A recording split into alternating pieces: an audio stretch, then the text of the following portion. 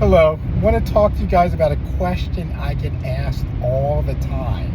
It's usually from my high stat, high achieving pre-med students, and they're reaching out because they have gone through the application process of applying to medical school, and they're very far into the cycle and are actually worried and concerned because they're not getting any medical school interview invites, and they're thinking, what possibly could be going wrong? Why is that happening to me?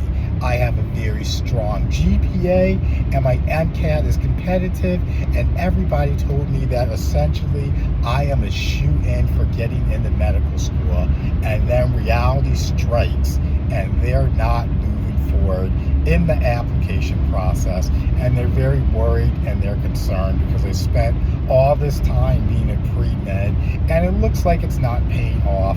And sometimes what happens is they go through the entire cycle and they get rejected from everywhere they apply to, and that is very demoralizing and it's very hard to come back from, and they're wondering what can they do. So I take a look at their application, I review some things, and honestly, it's very unfortunate. What is occurring is these applicants are not doing well when it comes to their personal statement for medical school. For whatever reason, the personal statement isn't helping them shine, it isn't helping them stand out.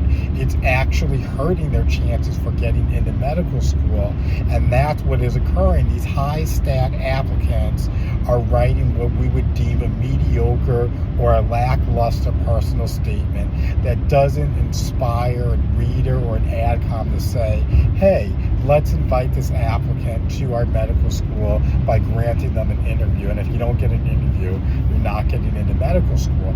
And you can juxtapose this to some of the mediocre applicants based on MCAT and GPA, basically run-of-the-mill, nothing standing out.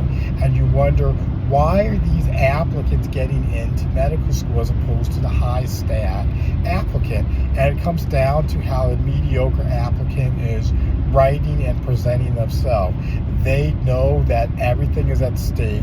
They know they're facing the uphill climb, and so they get help with their personal statement and all the writing component of their application, because at a certain point as a pre-med student, you have to realize that your MCAT score and your GPA is pretty much set in stone. However, you still have 100% control over your personal statement and the essays that you're going to write for medical school. And these borderline applicants know that, and so they give it the time, the diligence, and everything that's deserving of that, where they're really working hard on their personal statement, think about, okay, what impression am I leaving with the reader? Is this something that's going to actually have an AdCom say, hey, let's invite them to medical school?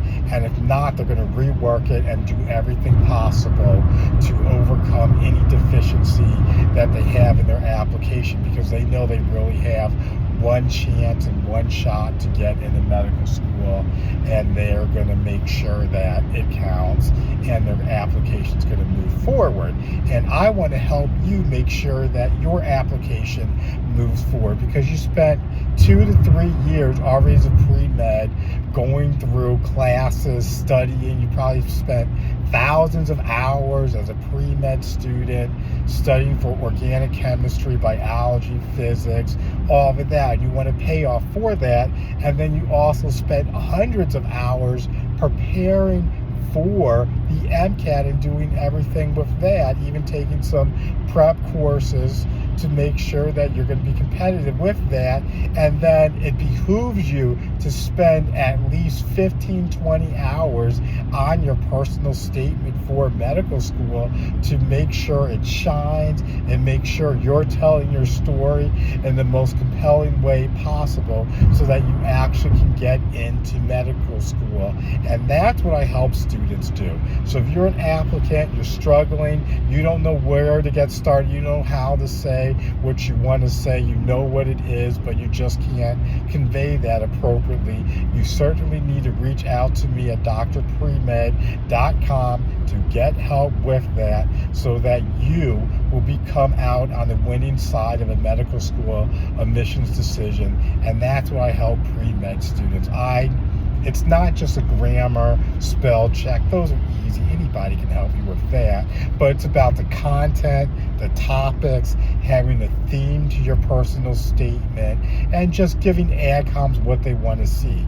Because it's no fault of your own that most likely you've never written a personal statement for medical school. And unfortunately, if you have, you probably didn't get the result that you wanted, and now you're doing it again. So it's imperative that you get help. Not just any help, expert help.